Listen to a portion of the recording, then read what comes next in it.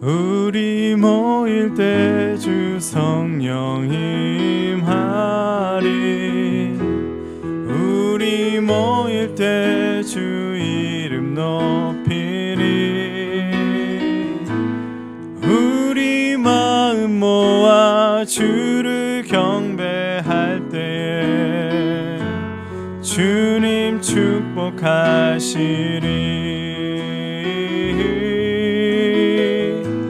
주님 축복하시리. 우리 모일 때 주 성령 임하리.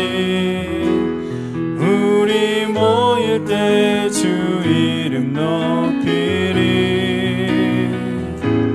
우리 마음 모아 주를 경배할 때 주님 축복하시리. 주님 축복하시리. 예수 사랑합니다. 사랑합니다. 온 마음 다하여 오직 주님 한 분만 간절히 더 원합니다. 예수 사랑합니다. 예수 사랑합니다. 사랑합니다. 온 마음 다하여 오직 주님 한 분만 간절히 더 원합니다.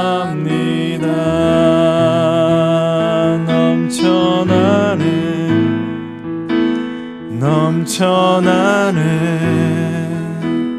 주를 향한 내 속에 갈망이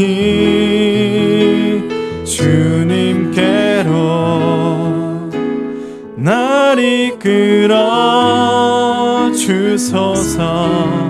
주님을 더 원합니다. 다시 한번 고백합시다. 예수 사랑합니다. 사랑합니다. 온 마음 다하여 오직 주님 한 분만 간절히 더 원합니다. 슬픈 마음 있는 사람 예수. 우리 박수 치면서 찬양할까요? 아멘. 영원토록 변함없는 기쁜 마음 아멘. 예수의 이름은 세상의 소망이요. 예수의 이름은 천국의 기쁨일세. 거룩하신 주의 이름 너의 방패 삼아라. 아멘. 환난 시험 당할 때에 주께 기도드려라. 예수의 이름은 세상의 소망이요. 아멘. 예수의 이름은 천국의 기쁨일세. 존귀하신 주의 이름 우리 기쁨 되도다. 주의 품에 안길 때에 기뻐 찬송 부르리. 예수의 이름은 세상의 소망이요. 예수의 이름은 천국의 기쁨일세.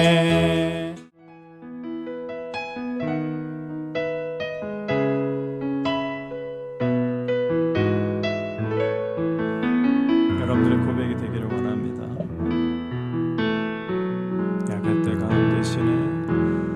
약할 때 강함 대신에 나의 보배가 되신 주 나의 모든 것. 아멘. 주 안에 있는 보물을 나는 포기할 수 없네. 주 나의 모든 것. 예수 어린 양 존귀한 이름 예수 어린 양 존귀한 이름.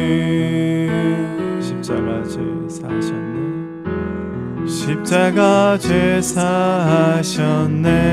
주님의 이름 찬양해. 주 나의 모든 것. 쓰러진 나를 세우고 나의 빈잔을 채우네. 주 나의 모든 것. 예수 어린 양 존귀한 이름 예수 어린 양 존귀한 이름.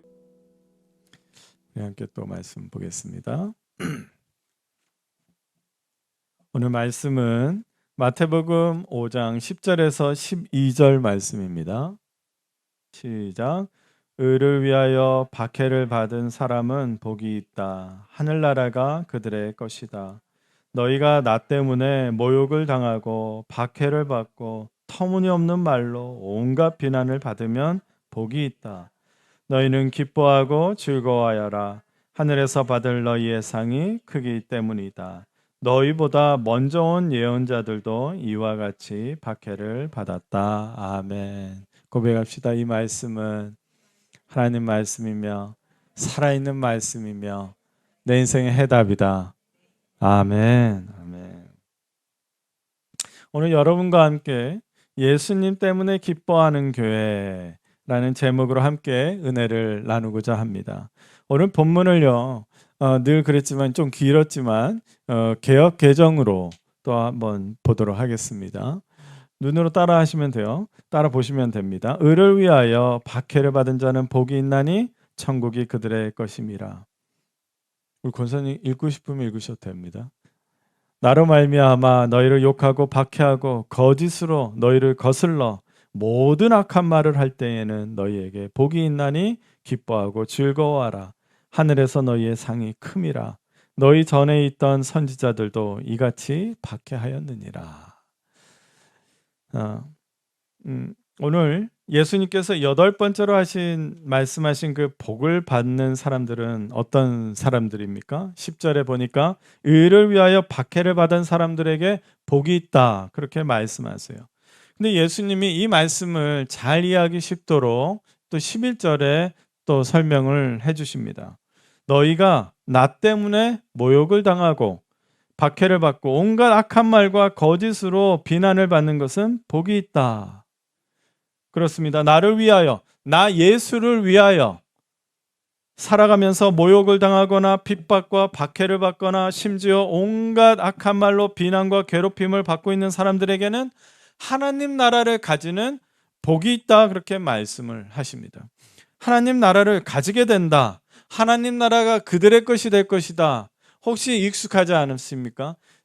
여러분들이 잘 아신다면 이것은 3절에도 이미 말씀하신 바가 있습니다. 마음이 가난한 사람은 복이 있다. 하나님 나라가 그들의 것이다.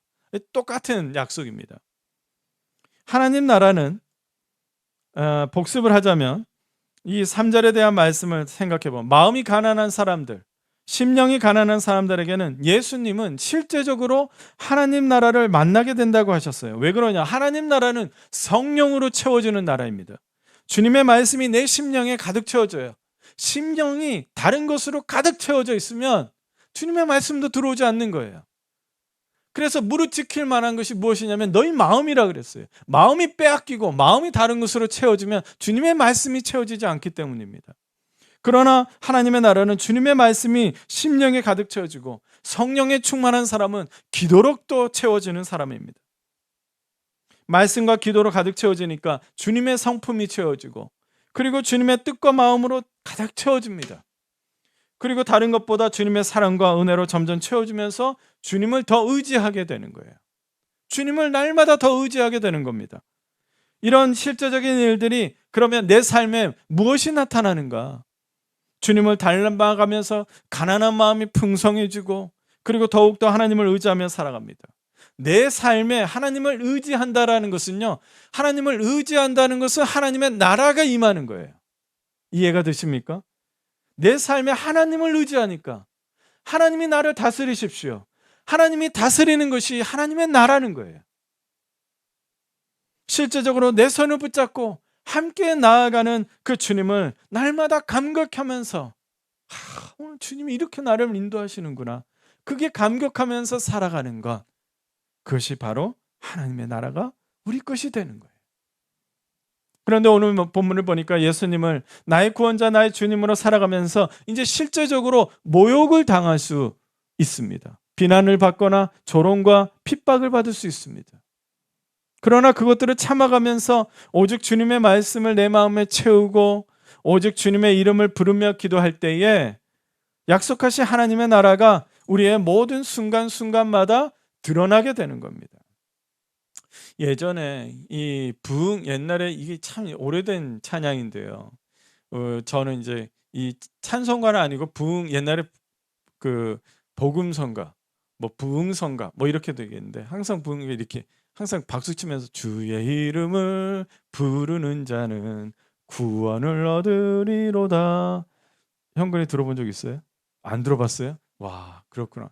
저는 어머니의 손을 따라 해나 이런 데를 가면 항상 이 찬양이 있어요.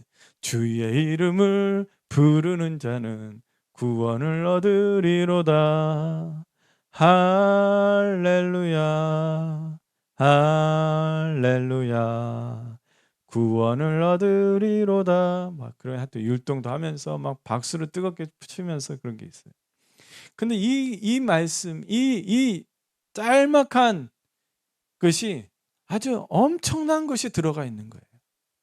로마서 10장 13절. 누구든지 주의 이름을 부르는 자는 구원을 받으리라. 이 말씀을 꼭 기억하십시오. 여기서 말하는 구원은요, 우리가 하나님의 자녀가 되는 영혼이 구원되는 것도 있지만 더 나아가 우리가 만난 어려운 환경과 처지와 그리고 상황, 지치고 피곤한 상황, 계속해서 좌절되고 낙담되는 그 처지, 그리고 모욕과 조롱과 비난을 받게 되는 그런 인간관계 속에서 주님의 이름을 부르면, 주님을 찾으면, 주님이 나를 인도하기를 원하면 구원을 얻게 된다는 거예요. 따라합시다. 언제든지 어디서든지 주의 이름을 부르는 자는 구원을 받는다. 이것이 정말로 중요한 거예요. 오늘 조금 더 깊이 본문 말씀을 보겠습니다. 먼저 의를 위하여 박해를 받는다고 하는 것은 뭐라고 했죠? 우리 주 예수 그리스도를 위해서 박해를 받는다는 말씀이에요. 예수님은요, 우리가 예수님을 위해서 살면 어려움이 있다고 자주 말씀하셨어요. 그래서 이렇게도 말씀하셨어요. 마태복음 10장 22절에 너희는 내 이름 때문에 모든 사람에게서 미움을 받을 것이다. 그러나 끝까지 견디는 자는 구원을 얻을 것이다. 이렇게 말씀하셨어요. 근데 예수님이 왜 우리가 이렇게 미움을 받고 세상으로부터 그렇게 취급을 받아야 하는지도 그 이유도 말씀하셨어요. 요한복음 15장 18절에도 19절입니다. 우리 유림이가 읽어볼까요? 마이크로요.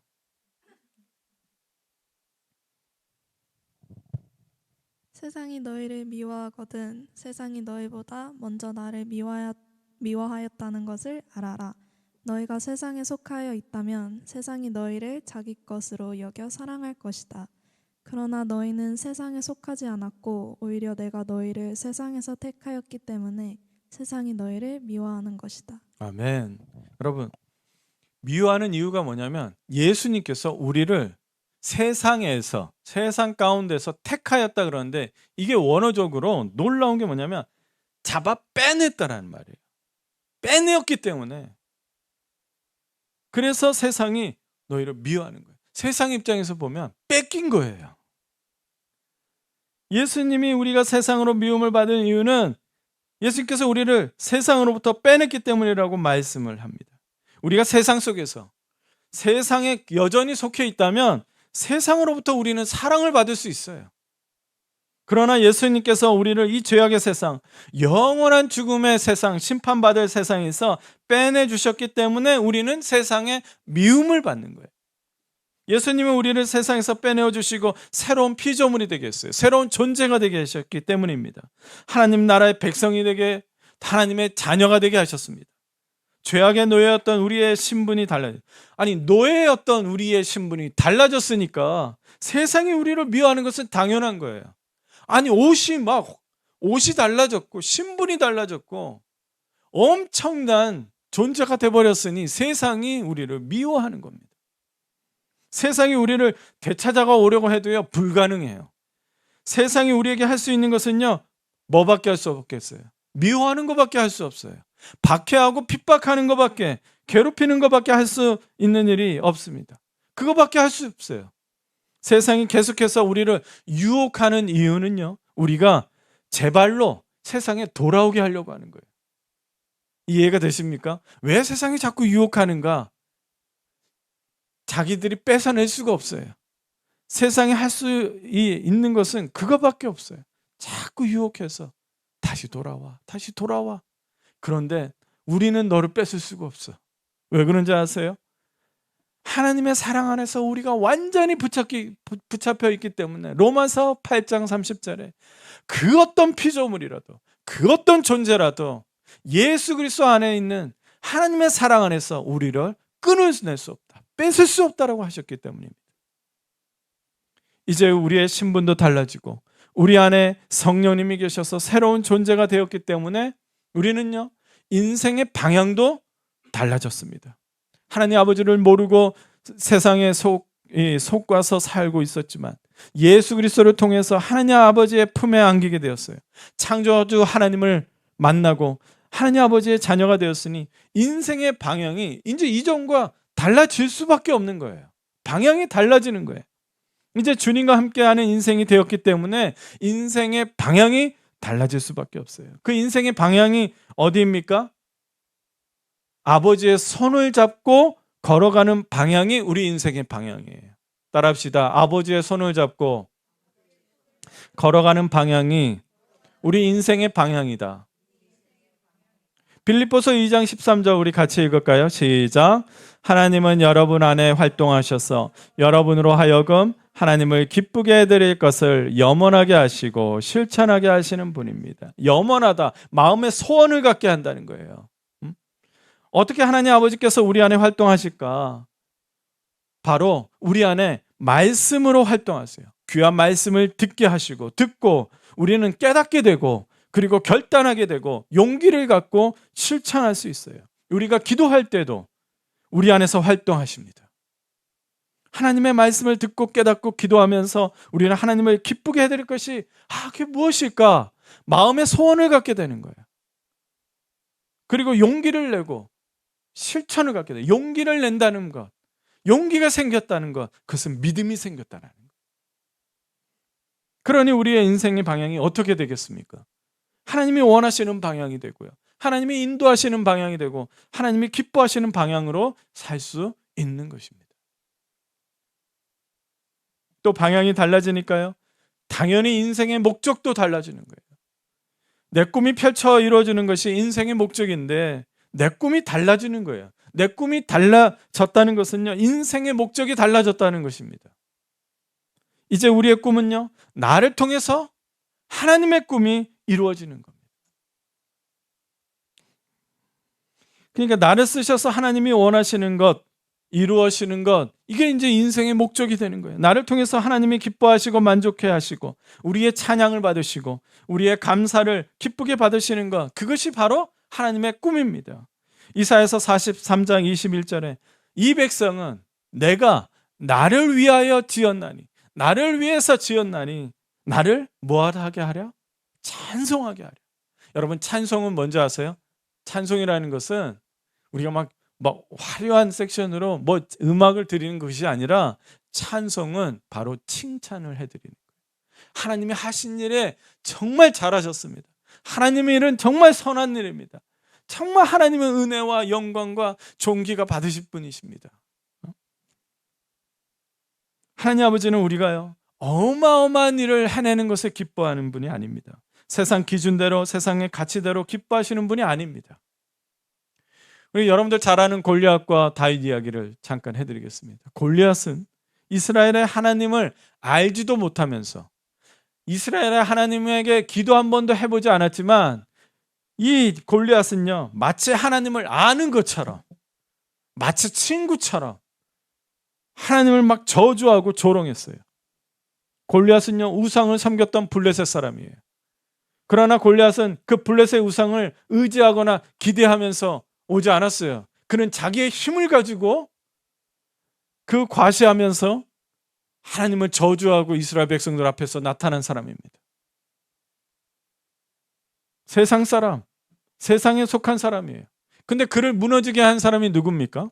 소년 다윗, 10대 소년 다윗이에요. 다윗은 어린 양치기였습니다. 그렇지만 사자와 곰으로부터 양들을 지켜냈어요. 여러분, 다윗의 꿈은 뭐였을까요? 양치기였을까요? 수백 마리의 막 양을 치는 소문난 양치기가 그게 꿈이었을까요? 다윗은 양을 지키면서 목자 되신 하나님, 목숨을 지켜주신 하나님을 실제적으로 만났습니다. 그리고 용기를 주시고 도와주시는 하나님을 경험했어요.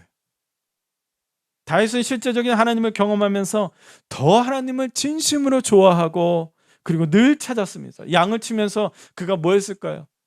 그 말씀을 부모로부터 들었으면 그 말씀을 외우고 또 생각하고, 외우고 또 생각하고, 그리고 혼자서 하나님에게 만난 하나님을 찬양하고, 또 그 들판과 자연을 보면서 창조주 하나님을 그렇게 고백했던 사람입니다. 그러니까 하나님과 대화하면서 누구보다 하나님과 깊은 관계를 맺었어요. 얼마나 순수하고 아름다운 만남입니까? 하나님도요, 다윗을 너무 좋아하셨어요. 다윗이 하나님을 위해서 하는 모든 일을 기뻐하셨습니다. 아니, 자연을 보면서 저 별을 봐, 저 꽃을 봐, 하나님 감탄해서 멈춘 게 아니라 하나님을 늘 찬양했어요. 그러니까 하나님이 원하시는 그 목적을 그는 이루는 거예요. 그는 찬양하면서 하나님의 꿈을 이루어드린 사람이에요. 그런 하나님을 골리앗이 40일 밤낮 동안 저주하고 조롱하고, 그러니 다윗이 가만히 있을 수가 없는 거예요. 그리고 그가 자신의 인생의 목적, 그것을 블레셋과 이스라엘 전군 앞에서 선포를 합니다. 제가 말씀을 읽어드릴게요. 다윗이 이런 고백을 해요. 앞에 보이시죠? 다윗이 그 블레셋 사람 골리앗에게 말하였다. 너는 칼을 차고 창을 메고 투창을 들고 나에게 나왔으나 나는 네가 모욕하는 이스라엘 군대의 하나님 곧 만군의 주님의 이름을 의지하고 너에게 나왔다. 무엇을 의지한다고요? 다윗은 가진 게 없었어요. 무엇이 있었어요? 어떤 사람은 엄청난 돌팔매질을 실력을 가지고 있었다고 하는데, 그의 고백은 뭐였습니까? 그것도 뭣도 가진 것이 아니라 나는 오직 만군의 여호와 하나님 이름으로 너에게 나왔다. 주님께서 너를 나의 손에 넘겨주실 터이니, 이제 믿음이 생긴 거야. 용기가 생긴 거예요. 내가 오늘 너를 쳐서 네 머리를 베고 블레셋 사람의 주검 시체예요. 모조리 공중의 새와 땅의 들짐승에게 밥으로 주어서. 거기 읽어볼까요? 시작. 온 세상이 이스라엘의 하나님을 알게 하겠다. 또 제가 읽을게요. 또 주님께서는 칼이나 창 따위를 쓰셔서 구원하시는 것이 아니라 이것을 여기에 모인 이 무리가 알게 하겠다. 전쟁에서 이기고 지는 것은 주님께 달린 것이지 주님께서 너희를 모조리 우리 손에 넘겨주실 것이다. 아멘. 믿음의 선포를 하는 거예요. 근데 그 믿음은 실제적인 거예요. 다윗의 그 믿음은요, 그냥 바라는 것이 아니라 실제적인 거예요. 그 골리앗을 향해서 나아가는 목적이 뭐예요? 내 이름을 높이기 위해서, 내가 명성을 얻어서 정말 어마어마한 사람이 되기 위해서? 아닙니다. 만군의 여호와 이름을 의지하여 나는 이 상황을 살아간다. 나는 여호와 하나님을 의지하는 사람이다. 내가 너에게 나아가는 이유는 이 전쟁을 주관하시는 분이 여호와 하나님이라는 것을 온 세상에 알게 하려는 것이다. 모든 환경과 처지와 상황은 하나님께서 인도하신다. 인생의 목적이 뭐예요? 하나님 아버지를 위해서, 주님을 위해서. 다윗이 왜 모르겠어요? 세상 기준대로 보면은, 세상 이치대로 보면은 이건 싸움이 안 되는 거예요. 이미 죽을 목숨입니다. 그래서 사울 왕도요, 다윗의 형들도요, 거기에 있는 이스라엘 군사들도 세상 기준대로 생각했습니다. 그러나 다윗의 인생의 목적, 나는 어떻게 사는 사람인지, 나는 왜 사는 사람인지를 달랐어요. 다윗은 여호와 하나님의 이름을 위해서 사는 사람이에요. 어떻게 사는 사람이라고요? 여호와 하나님의 이름을 위해서 사는 사람이에요. 다윗은 살아계신 이스라엘 하나님, 말씀하시는 하나님, 신실하신 하나님, 능력의 하나님을 세상에 알게 하려고 사는 사람입니다. 그동안에 나와 함께 하신 하나님을 위해서 지금 이 상황에 무엇을 해야 하는지 분명한 목적을 깨닫고 골리앗에게 나아가는 거예요. 사랑하는 성도 여러분, 우리는 세상에 속한 사람들이 아니기 때문에 세상으로부터 미움을 받습니다. 유혹과 모욕과 조롱과 박해를 받습니다. 예수님도 이 세상으로부터 그런 취급을 받았습니다. 심지어 십자가에 달리셨죠. 그러나 예수님은 그 죄악의 그 죽음의 권세 앞에서 승리하시고 부활하셨습니다. 그리고 우리에게 영원한 생명을 주시고 세상으로부터 건져주셨습니다. 세상으로부터 우리를 다시 찾아오신 거예요. 이제 우리는 세상에 속한 사람들이 아니라 오직 예수 그리스도께 속한 사람들입니다. 인생의 방향이 달라졌고 인생의 목적이 달라졌어요. 살아가는 방식도 달라졌습니다. 왜냐하면 우리가 무엇보다 죄악과 상관이 없어졌기 때문이에요. 우리 안에 성령님이 계셔서 죄가 무엇인지 그것을 알고요, 죄를 멀리합니다. 목사님, 그래도 저는 죄를 가까이 하는 것 같아요. 그 자체가 멀리하고 있는 거예요. 저는 아직도 죄인인가 봐요. 그것도 이미 세상에 속하지 않았기 때문에 그 말을 할 수 있는 거예요. 성령님이 알게 하신 거예요. 하나님이 기뻐하시는 일이 무엇인지, 또 무엇을 원하시는지를 알기 때문에 악을 멀리합니다. 목사님, 요즘 기도가 잘 안 돼요. 제가 기도를 좀 할 수 있게 좀 기도해 주세요. 그래요. 제가 말씀을 좀 어떻게 들어야 할지 모르겠어요. 여러분, 그 말하는 것부터가 주님이 원하시는 마음을 가지게 된 거예요. 할렐루야. 아멘. 이것이 바로 우리 삶의 방식이에요. 악을 멀리하고 죄를 멀리하고, 그리고 우리는 무엇을 부르며 살아가죠? 예수의 이름을 부르며 사는 거예요. 따라합시다. 나는 예수 이름을 부르며 삽니다. 삶의 방식이 뭐냐고 어렵게 생각하지 마세요. 예수 이름을 부르며 사는 삶의 방식이에요. 세상이 살아가는 방식은 어떤 방식인 것 같아요? 제가 이렇게 가만히 생각해 보니까요, 계산하는 방식으로 살아요. 계산을 해요. 돈을 계산해요. 나의 위치를 계산을 해요. 나의 이익을 계산합니다. 인간관계도 계산하죠. 부모 자식 사이에도 계산을 합니다. 친구 사이에도 계산을 해요. 내가 주는 만큼 나도 받아야 한다. 자존심도 계산하고 상한 감정도 계산을 합니다. 계산할 수 없는데도 계산을 하는 거예요. 감정을 어떻게 계산을 해요? 그렇죠. 세상 방식이니까. 그러니까 세상 방식대로 여전히 교회 안에서도 세상 방식대로 사는 분들이 계세요. 교회가 불안함이 많이 있을 때도 있지만 그 중에 하나가 재정의 부분이에요. 그럴 때에 그 어떤 영상에 어느 교회에 어떤 분이 총을 들고 가다가 경찰한테 이제 잡힌 거예요. 너 왜 그렇게 무섭게 하고 갔느냐 그랬더니 내가 이 교회를 안 나가려고 하는데 헌금을 리펀해 달라고 했는데 안 해주더라고요. 화가 나서 총을 들고 교회를 찾아간 거예요. 세상 방식으로 생각하니 헌금도 리펀해야 돼요. 그 사람에 대해서 막 험담을 하면서 나의 감정을 계산을 하는 거예요. 나를 높이기 위해서 또 계산을 하고 남에게 보이는 웃음도 친절도 계산을 하는 거예요. 그러나 계산하면서 남겨야 하는데 이상하게 남지가 않는 거예요.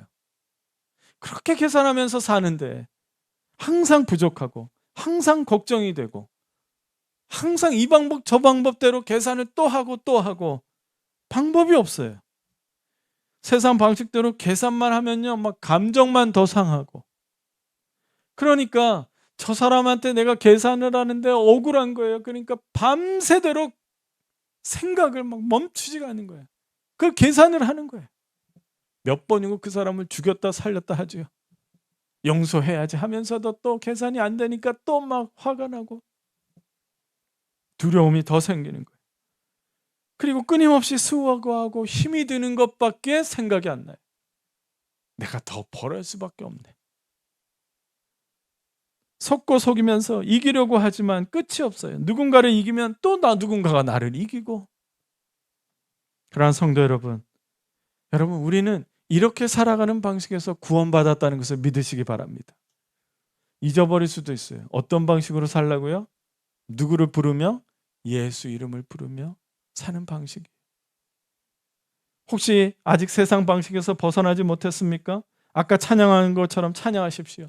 옛날 막 정말 30-40년 대에 불렀던 부흥 강사 주의 이름을 오늘 여러분 오늘 하루만큼은 이게 막 흥얼거렸습니다. 주의 이름을 부르는 자는 구원을 모든 상황과 처지와 환경 속에서 구원을 얻게 될 줄로 믿습니다.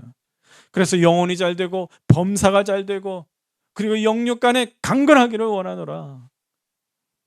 우리의 삶의 방식을 명심하십시오. 주의 이름을 부르며 사는 것입니다. 우리는 세상이 구하는 것을 구하지 않습니다. 세상이 원하는 대로 세상을 의지하며 살지 않습니다. 그래서 세상이 우리를 미워하고 조롱하고 박해를 합니다. 그렇지만 오늘 본문에 말씀을 하시는 이유는 우리가 아직 세상에서 살고 있기 때문에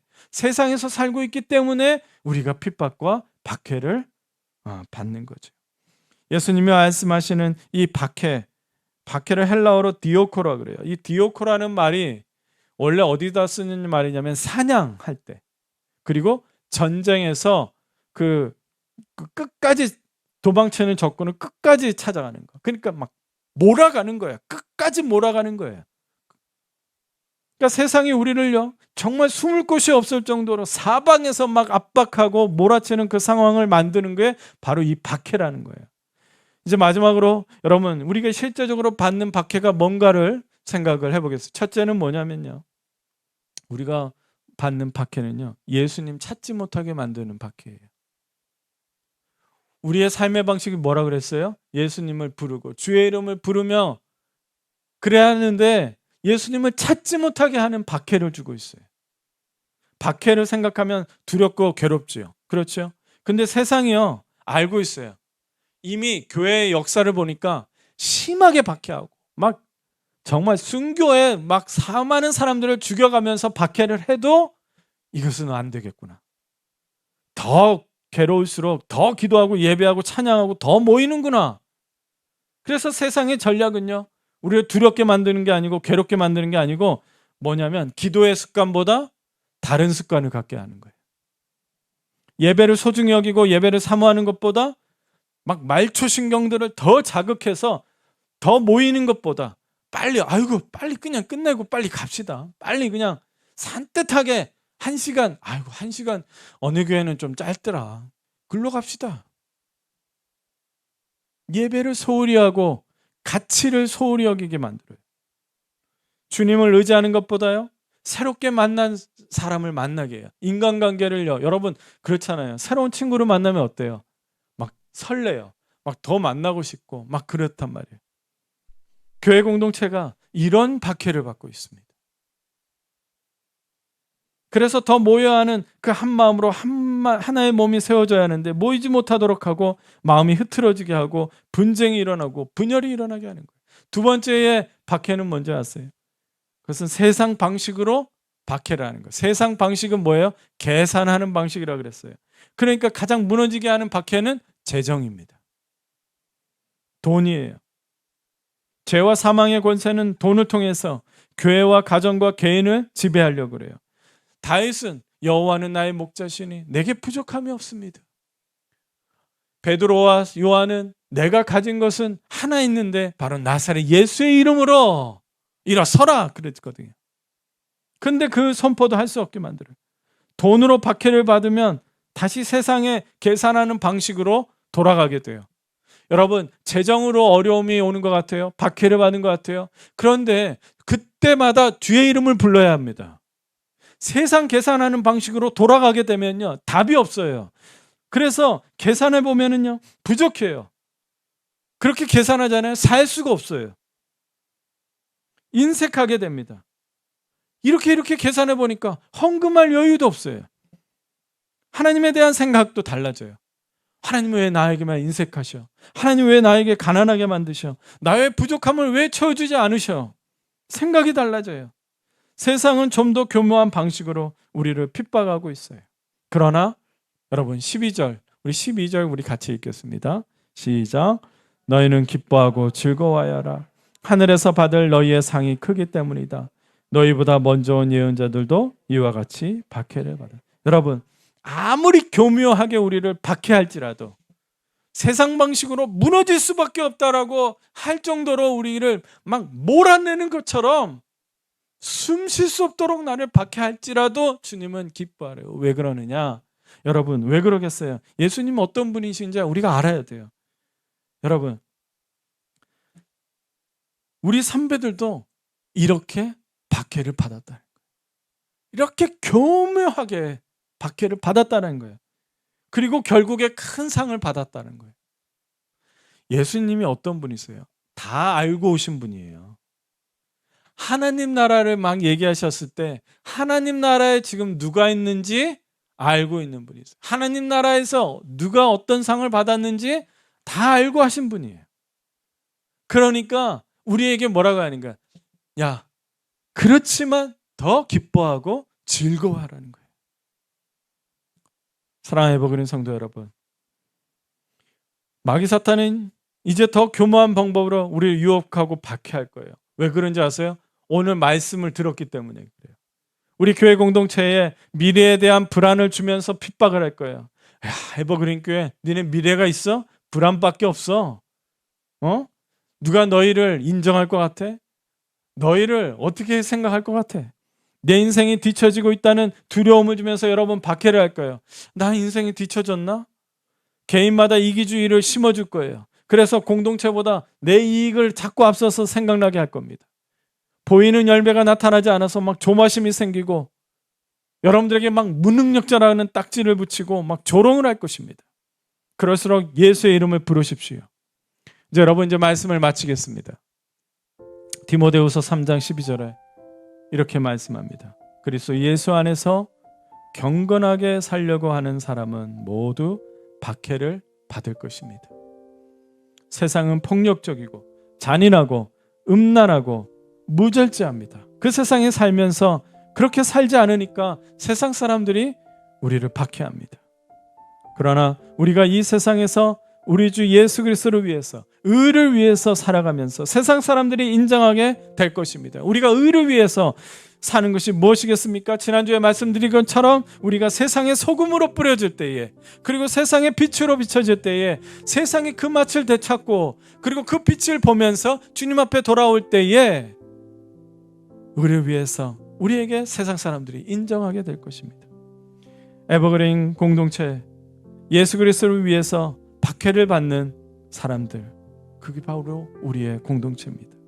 그렇기 때문에 서로 위로하고 서로 격려하고 예배하고 기도하십시오.